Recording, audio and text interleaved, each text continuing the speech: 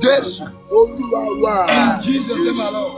Ó máa kígbe. You will shout. Olúwa ẹ fi àmì hàn nínú ayé mi. Oh God, so shine in my life. Ẹ fi àmì rere hàn pé torí pé mo jẹ́ iṣẹ́ ọwọ́ shine rẹ̀. in my life because I'm Ẹ the fi work of àmì your hàn hands. nínú ayé mi. So shine in my Olúwa life. fàmì hàn ó pe Jésù God, so àdúrà. shine in my life. Orúkọ Jésù. Ẹ̀mí mímọ́.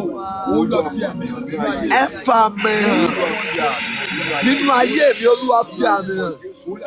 Olúwa fi àmì. Nínú ayé mi. Ẹ̀mí fi àmì. Ayé fi àmì. Ẹ fa àmì hàn nínú ayé mi. Nínú ayé mi. Olúwa fa àmì hàn.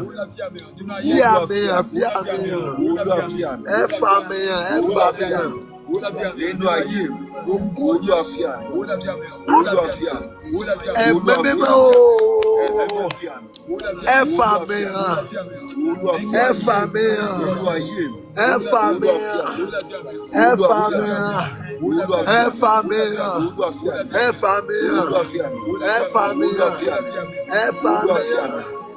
Ẹ fa àmì hàn.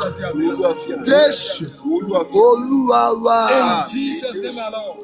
Jésù Olúwa wa. In Jesus' name alone.